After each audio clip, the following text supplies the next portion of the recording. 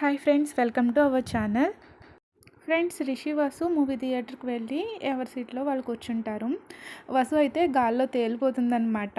మూవీస్కి వచ్చి చాలా కాలం అవుతుంది. అందులోని రిషి సారే తనని మూవీస్ తీసుకొచ్చారంటే అది తనకి చాలా హ్యాపీగా అనిపిస్తుంది.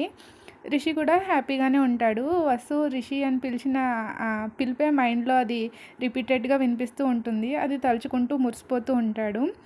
రిషి బయటకు వెళ్ళి పాప్కార్న్, కూల్ డ్రింక్స్ తీసుకొచ్చి వసుకిచ్చి తన సీట్లో కూర్చుంటాడు. మూవీ స్టార్ట్ అవుతుంది. వసు ఇంకా మూవీలో మునిగిపోతుందన్నమాట.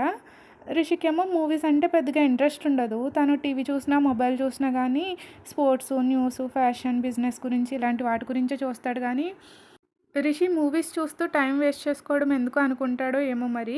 అస్తమాను వసునే చూస్తూ ఉంటాడు. పక్క పక్కన సీట్స్ కాబట్టి వాళ్ళ హ్యాండ్స్, షోల్డర్స్ కూడా టచ్ అవుతూ ఉంటాయి. ఒక రకమైన వైబ్రేషన్ వస్తుందన్నమాట రిషికి.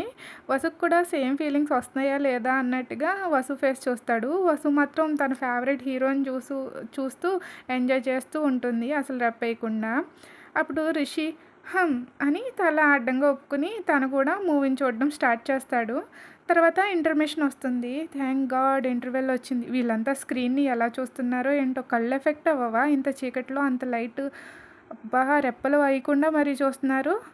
దాని బదులు ఒక బుక్ తీసుకుని చదువుకుంటే 2 అవర్స్లోని 1 చాప్టర్ కవర్ చేసుకోవచ్చు అనేసి అనుకుంటాడు. ఆ తర్వాత వసుతో ఎలా అంటాడు, వసు నేను కాల్ మాట్లాడి వస్తాను అని బయటకు వస్తాడు.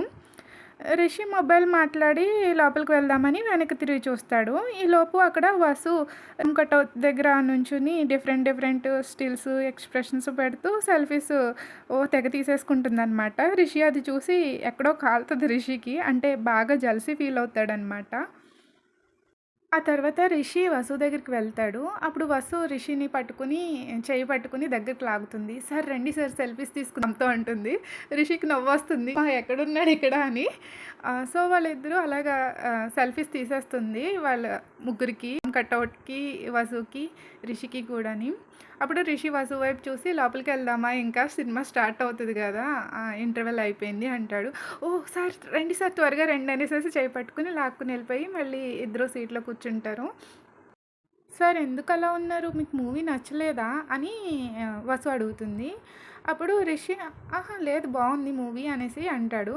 అప్పుడు వసు ఏమో చాలా ఎక్సైటెడ్గా ఫైట్స్ గురించి, సాంగ్స్, డ్యాన్స్, యాక్టింగ్ గురించి, మేనరిజం గురించి అలా చెప్తూనే ఉంటుంది రెప్పలేయకుండా. కానీ రిషికి వసు అలా చెప్తుంటే ఓ పక్కన జల్సీగా ఉన్నా కానీ వసునే చూడాలనిపిస్తుంది. తను ఒక్కోటి ఎక్స్ప్లెయిన్ చేస్తుంటే డిఫరెంట్ ఎక్స్ప్రెషన్స్ పెడుతూ ఉంటుంది. ఈలోపు మూవీ మళ్ళీ స్టార్ట్ అయిపోతుంది. అమ్మయ్య అనుకుంటాడు రిషి. వసు మళ్ళీ స్క్రీన్ మీద ఫోకస్ పెట్టేస్తుంది ఇంకా మాట్లాడకుండాని. రిషి అప్పుడు అమ్మయ్య బ్రతికిపోయాను, లేదంటే బుర్ర తినేద్దున్నది వసు అనేసి అనుకుంటూ ఉంటాడనమాట. మళ్ళీ ఒకసారి వసు వైపు చూస్తాడు. వసు మాత్రం ఫుల్గా 32 పళ్ళు బయట పెట్టి మరీ నవ్వుకుంటూ చూస్తూ ఉంటుంది. ఒకసారి వసు చెయ్యి వైపు చూస్తాడు. వాళ్ళిద్దరిది ఆల్రెడీ టచ్ అయ్యే ఉంటాయి హ్యాండ్స్. ఒకసారి చుట్టూరు కూడా చూసుకుంటాడు. కాకపోతే అక్కడ చీకటిగా ఉంటుంది, ఎవరు కనిపించరు. కొంచెం నాటీగా ఉందాం అనేసి పట్టుకొనా వద్దా అంటూ వసు చేతిలో చేసి ఇంటర్ట్విన్ చేస్తారనమాట. ఫింగర్స్ పెట్టి అలాగా గట్టిగా పట్టుకుంటాడు వసు చెయ్యని. వసు స్క్రీన్ చూడడం ఆపేసి, మూవీ చూడడం ఆపేసి ఒకసారి వాళ్ళ హ్యాండ్స్ని చూస్తుంది. తర్వాత రిషి వైపు కూడా చూస్తుంది.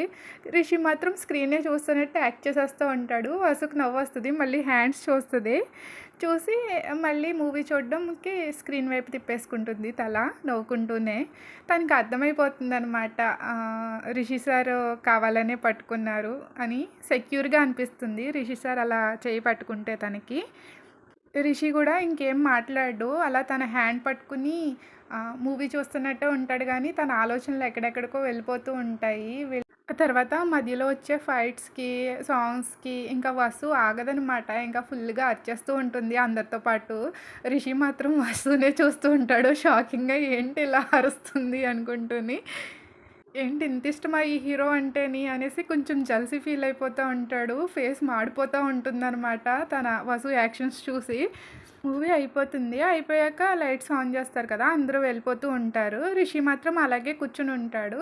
వసు ఏమో మూవీ గురించి, హీరో గురించి తెగ చెప్తూనే ఉంటుంది గ్యాప్ ఇవ్వకుండా. రిషి మాత్రం సీరియస్గా అయిపోతాడు. ఆ తర్వాత ఆల్మోస్ట్ అందరూ బయటికి వెళ్ళిపోతూ ఉంటారు. వసు ఏమో రండి సార్ అంటుంది. రిషి ఏం మాట్లాడడు. తనకి ఏం చేయాలో తెలీదు. ఏదో సాంగ్ పాడుకుంటూ రిషిని టీజ్ చేద్దామన్నట్టుగా పాడుతుందనమాట. రిషి ఒక్కసారిగా ఏంటి అనేసేసి చూస్తాడు. తర్వాత అర్థమవుతుంది స్టూడెంట్స్ అనేసరికి నిన్ను అని లేస్తాడు. వసు ఏమో పరిగెట్టుకుని వెళ్ళిపోతుంది. రిషి కూడా వసు వెనకాలే పరిగెట్టుకుంటూ వెళ్తాడు. వెళ్ళాక వసు కొంచెం త్వరగా వెళ్తుంది కదా! వెళ్తూ వెళ్తూ వెళ్తూ అక్కడ ఎవరినో చూస్తుంది. చూసి వెంటనే వెనక్కొచ్చేస్తుందనమాట. వెనక్కొచ్చేసి రిషి థియేటర్‌లోంచి బయటకొస్తుంటాడు. వసు వెళ్ళిపోయి ఉంటది కదా! మళ్ళీ వెనక్కొస్తది కదా! లోపలికి వస్తుంటే ఇద్దరు డాష్ ఇచ్చుకుంటారు. అంతే అక్కడ ఎదురుగుంటా రూమ్ డోర్ ఉంటది కదా! బయటికెళ్ళేది ఎగ్జిట్ ఉంటది కదా! అక్కడ ఉన్న ఒక సీట్ మీద ఇద్దరు కలిపి పడిపోతారనమాట ఒకళ్ళ మీద ఒకళ్ళు.